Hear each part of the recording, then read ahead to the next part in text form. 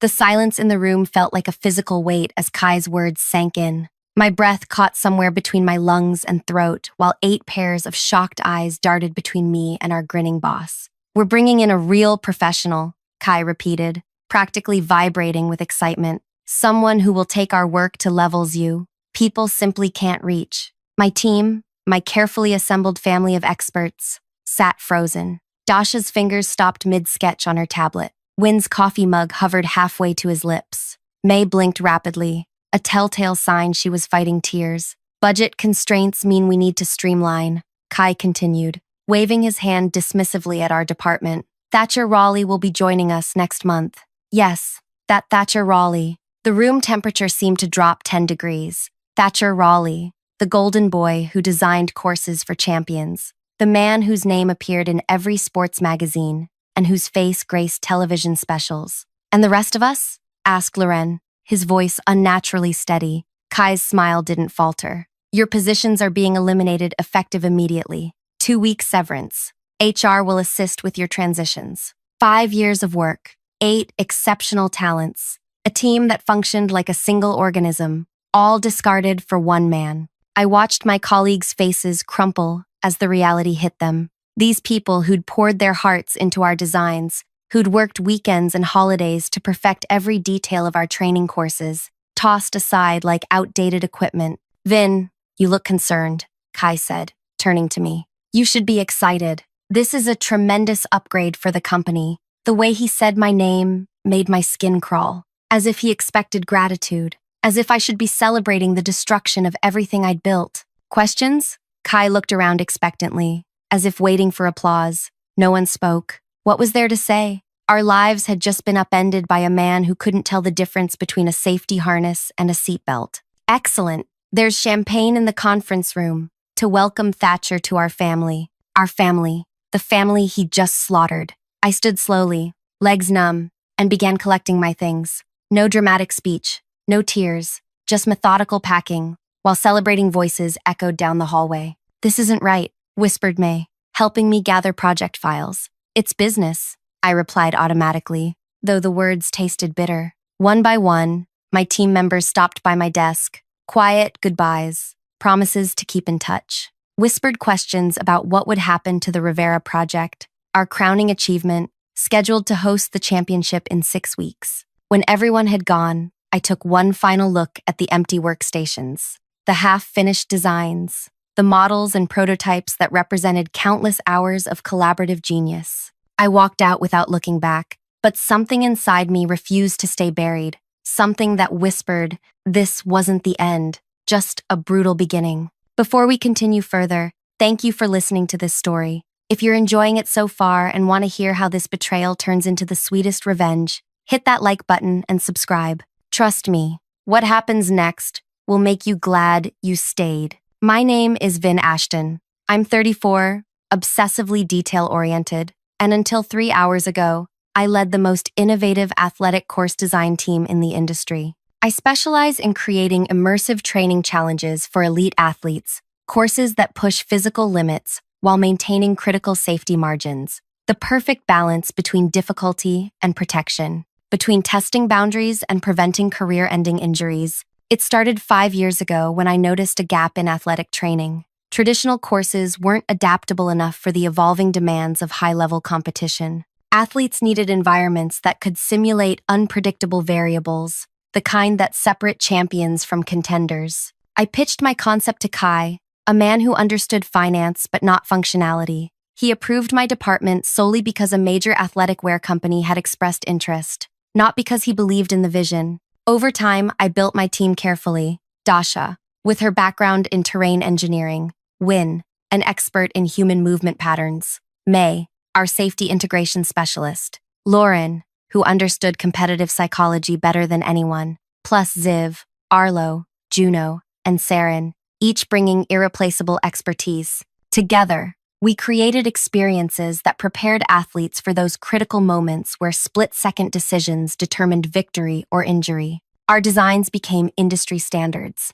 Athletes specifically requested our courses for their training. Championships wanted our signature combination of challenge and safety. The The Rivera Championships represented our most ambitious project yet, a course that would test the absolute elite. We'd spent months balancing difficulty with protection, testing each element repeatedly. Every team member had contributed their specialized knowledge. Kai never understood that our success came from our combined perspectives. He saw only numbers on spreadsheets. 8 salaries versus 1, 8 nobodies versus 1 celebrity. I knew of Thatcher Raleigh, of course. Everyone did. His designs for Olympic champions were legendary. What most people didn't realize was that Thatcher always worked with massive support teams, specialists who remained invisible while he took center stage. The morning after our termination, I received texts from each team member. They'd scattered quickly, snapped up by competing firms who recognized their value. None of us mentioned the Rivera project,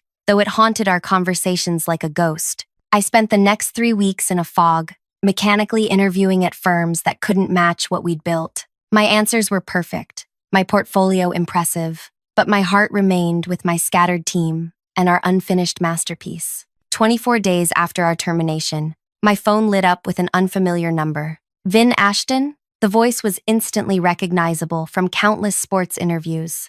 Speaking, my pulse quickened despite my determination to remain detached. "This is Thatcher Raleigh." He paused as if expecting me to gasp or squeal. When I remained silent, he continued awkwardly. "Look, I know this is uncomfortable, but I need to speak with you about the Rivera Championship course." I said nothing, letting the silence stretch between us. "Things aren't going well," he finally admitted, his polished media voice cracking slightly. 3 athletes nearly got injured yesterday on the water crossing section. The water crossing, a segment we'd redesigned 17 times to perfect, a section that worked flawlessly in our tests because of May's safety protocols and Ziv's flow calculations. The course seemed straightforward when I reviewed the plans, Thatcher continued, tension vibrating through his words. "But nothing works right in practice. The client is threatening to pull everything if we can't fix it before qualifying rounds next week." I closed my eyes, picturing the Rivera course in detail. Each element we'd carefully crafted,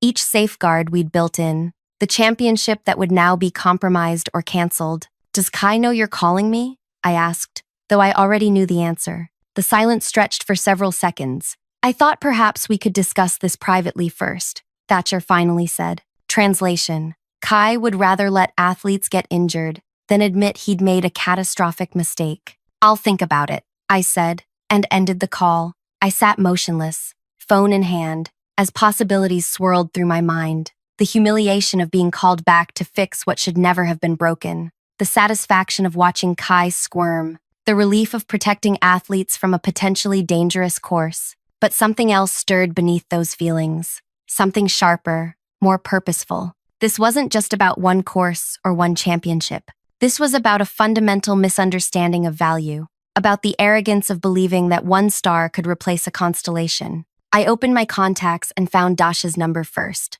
"How quickly can you get to my place?" I asked when she answered. "Why?" Her voice was cautious. "Because I just got a very interesting call about Rivera," I replied. "And I think it's time we showed everyone exactly what legends actually cost." 2 hours later, my living room looked like our old office had been teleported in. Dasha sat cross-legged on the floor, digital sketches floating across her tablet, wind paced by the window, talking physics and force calculations. May had commandeered my dining table, spreading out safety protocols like playing cards. The others arrived in quick succession, drawn by a mixture of curiosity and lingering loyalty. "So Thatcher Raleigh can't make the Golden Boys design work," Arlo said, smirking as he unpacked his laptop. "It's not just that he can't make it work," I explained. "The design is actively dangerous. Athletes are getting hurt in testing." Lauren whistled. "That's lawsuit territory." "Exactly," I nodded. "And Kai is too proud to admit his mistake." "So what's our play here?" Ziv asked, arms folded across his chest. "Go back as consultants at triple our old rates?" The room fell silent as everyone considered this obvious solution.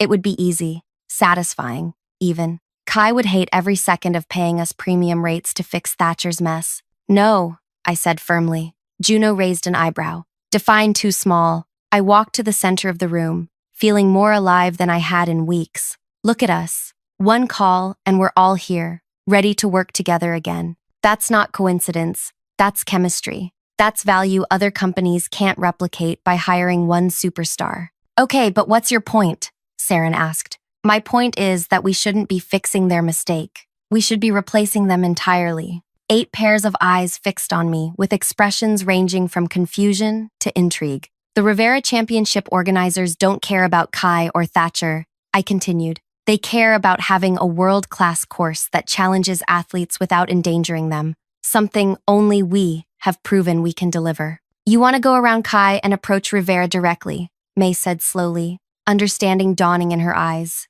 Cut out the middleman. Exactly. I pulled out my laptop. I've been tracking the Rivera project through their public announcements. Testing is already behind schedule. The water crossing section is failing. They've pushed back Media Day twice. They're panicking, Wynn realized. And desperate people make decisive moves. I nodded. We contact Rivera directly. Explain who we really are, the actual designers behind their previously successful courses. Offer to deliver a superior, safe design before their deadline. That's ambitious, Dasha said carefully. Also, potentially career-ending if it backfires. More career-ending than being unemployed? I challenged. More damaging than watching athletes get injured on a course with our names buried in the original planning documents? The room grew quiet again, but this time, with a different energy. I could almost see the calculations happening behind each person's eyes, weighing risks against rewards, professional etiquette against justified self-preservation. I'm in, Lorenz said first, straightening his shoulders. I've got 3 nephews who follow these championships religiously. I refuse to let them watch athletes get hurt on a course that should have been perfect. One by one, heads nodded around the room. So how do we do this? Ziv asked. We can't just call up Rivera and say, hey, your current designers suck. Hire us instead. Actually, I said, with a small smile, that's exactly what we're going to do. I picked up my phone and dialed a number. Who are you calling? Arlo whispered. I held up one finger as the line connected. Hello, I'm calling for Annika Tavares, I said confidently. This is Vin Ashton regarding the Rivera Championship course. Eyes widened around the room. Annika Tavares, the Rivera competition director, the person who hired Kai's company in the first place. Yes, it's extremely urgent. It concerns athlete safety during yesterday's testing phase. I put the phone on speaker as a new voice came through. This is Annika. Who am I speaking with again? Annika, this is Vin Ashton. Until 3 weeks ago, I led the design team that created the original Rivera course specs you approved last quarter. A pause. The course that's currently failing our safety tests? That course? No, I replied firmly. The course that was designed with integrated safety protocols by a team of 8 specialists, protocols that have been compromised since our departure. My team and I were replaced by Thatcher Raleigh, who is now struggling to implement a design he didn't fully understand. Another, longer pause. How do you know about our testing problems? Because Thatcher called me this morning asking for help, I said, looking around at my team. But I'm not calling to help him. I'm calling to replace him. Bold statement, Annika said, but I detected curiosity in her voice. Continue. My original team is prepared to deliver a complete, competition-ready course within your deadline. We'll stake our professional reputations on its excellence and safety.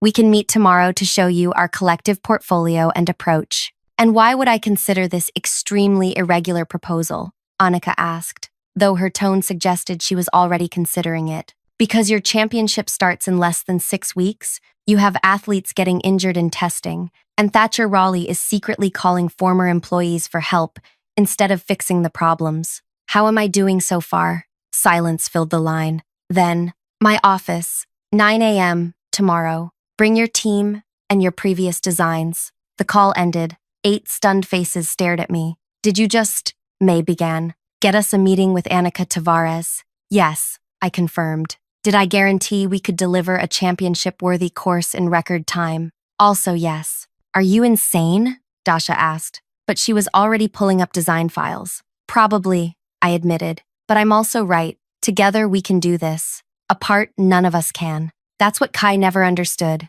We worked through the night, resurrecting our original designs, identifying what might have gone wrong with Thatcher's implementation, and preparing our presentation. The energy in the room was electric. That unique combination of expertise, trust, and shared purpose we'd built over 5 years. By morning, We looked exhausted but determined as we entered Rivera's headquarters. Annika Tavares was exactly as I'd imagined from her voice, sharp-eyed, no nonsense, with the focused energy of someone constantly solving problems. "Convince me," she said instead of hello. For the next hour, we did exactly that. Each team member presented their specialty and their contribution to previous course designs. We showed footage of champions training successfully on our previous creations. We explained precisely what had gone wrong with the current Rivera course and how we would fix it. "You realize that if I agree to this, your former employer will likely sue," Annika said. When we finished, "They can try," I replied.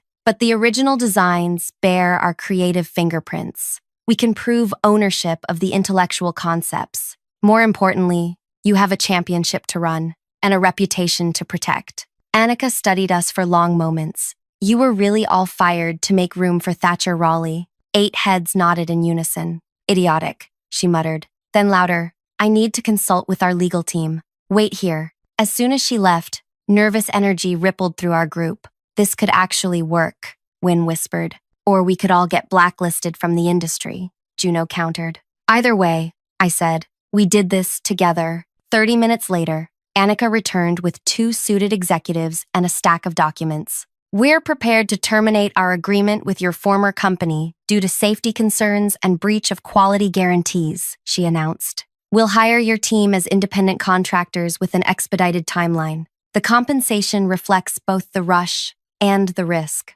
She slid the documents across the table. The number at the bottom made Saren gasp audibly. "That's per person," Annika clarified. "With bonuses if the course passes all safety tests on first inspection." We signed immediately. As we left Rivera headquarters, our phones began buzzing simultaneously. Word traveled fast in our industry. Someone at Rivera had already notified Kai. "Don't answer," I advised as Kai's name flashed on my screen for the 5th time. "Let him stew."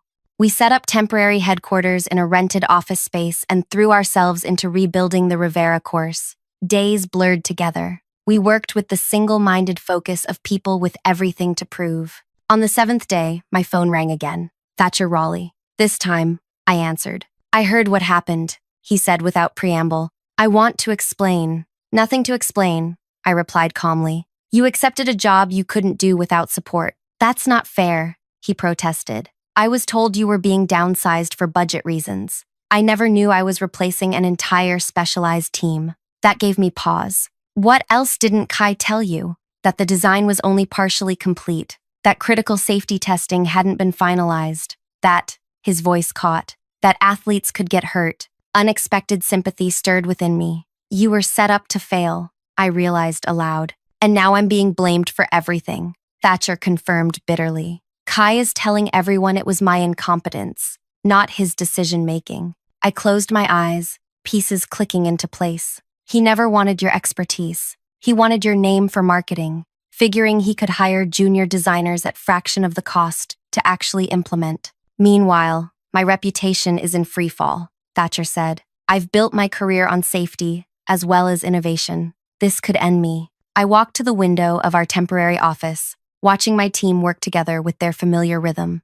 Dasha catching a flaw Zeev might have missed. May reinforcing a safety element Loren suggested. The perfect machine we'd built together. "What will you do now?" I asked Thatcher. His laugh held no humor. "Besides watch my career implode? I don't know." An idea began forming in my mind. Something audacious, unexpected. Something that would complete our revenge in ways I hadn't initially imagined. "Maybe," I said slowly, "there's another option. For both of us." The next morning, I called an emergency meeting with my team. 8 sleep-deprived faces looked back at me, with varying degrees of concern. "I spoke with Thatcher Raleigh last night," I announced. The room temperature seemed to drop. Loren's expression hardened. "Please tell me you're not considering bringing him in. After what happened." "Just listen," I interrupted. "Thatcher was lied to as well. Kai never told him he was replacing an entire team. Never explained the course was unfinished. Never mentioned the safety concerns. And we should care because?"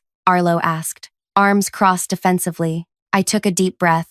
"Because Kai is now blaming Thatcher for everything. Claiming his incompetence is the problem, not Kai's decision to fire us all." May's eyes narrowed. "Classic scapegoating." "Exactly," I nodded. "Kai never wanted Thatcher's expertise. He wanted the marketable name while planning to hire junior designers at a fraction of our cost to actually implement. So Thatcher's reputation is tanking, Dasha realized. Almost like karma. Yes, but it's the wrong target, I said firmly. Thatcher was a tool. Kai is the one who destroyed our team, who put athletes at risk, who cares about nothing but his bottom line. Silence settled over the room as everyone processed this perspective shift. What are you suggesting? Ziv finally asked. I'm suggesting we consider bringing Thatcher in as a consultant on our project. Protests erupted immediately. Saren stood up, shaking her head. After everything we've been through, I raised my hands. Hear me out. What's our ultimate goal here?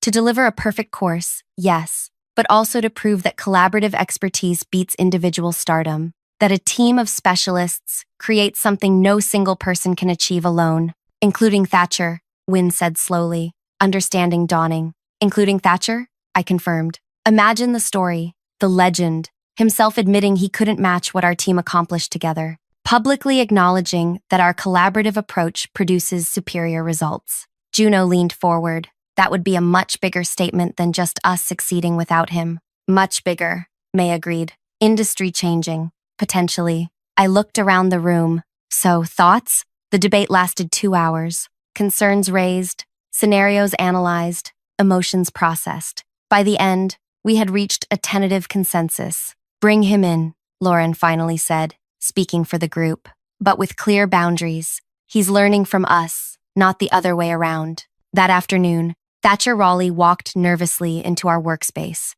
The room didn't exactly welcome him with open arms, but professional curiosity overcame personal resentment. I'm here to learn, he said simply. No cameras, no ego. Just show me what I missed. Over the next 2 weeks, something remarkable happened. Thatcher, stripped of his celebrity status and desperate to salvage his professional reputation, proved to be a dedicated student. He watched how Dasha's terrain engineering complemented Wynne's movement analysis, how May's safety protocols enhanced, rather than constrained, Lauren's psychological challenges. I've never worked like this, he admitted one late night as we refined the water crossing section. Every design element feeding into another, everyone challenging and enhancing everyone else's work. That's what Kai destroyed, I replied quietly. Not just 8 jobs, a living system. Meanwhile, Kai had finally realized the magnitude of his mistake. His company's stock was falling as news spread that Rivera had terminated their contract. Major athletic organizations were reviewing their existing agreements. His panicked calls to each of us went unanswered. 3 days before the championship course reveal, disaster struck. A legal notice arrived from Kai's attorneys claiming ownership of our proprietary design methodologies and demanding we cease work immediately. Annika summoned me to her office, face grim. This could delay the championship. We can't afford that publicity nightmare. My heart hammered against my ribs. We were so close. Had Kai found a way to destroy us again? Our legal team is reviewing the claims, Annika continued. But this creates uncertainty we don't need right now. What can we do? I asked, mind racing through possibilities. I need absolute certainty this course will be ready. No legal complications, no last-minute problems. I nodded, trying to project confidence I didn't feel. Give me 24 hours. Back at our workspace, I shared the development. Panic rippled through the team. Can he actually own our collective methodology? Saren asked. Possibly, May sighed. Our employment contracts had intellectual property clauses. But not mine, Thatcher said suddenly. 8 heads turned toward him. My agreement was different, he explained, sitting forward. I maintained ownership of my design approaches. It was a negotiation point I never compromise on. How does that help us? Arlo asked. A slow smile spread across Thatcher's face. Because I'm officially consulting on this project now, and I can certify that the methodologies being used are consistent with my pre-existing approaches. You'd do that? I asked, studying his face. Take that professional risk for us? After what I've learned these past weeks? Thatcher looked around the room. This team approach is the future of our industry. I'd be a fool not to align myself with it. The next morning, we presented Annika with signed affidavits from Thatcher, confirming our methodologies fell under his pre-existing intellectual property Kai had no claim to. This should neutralize the legal threat,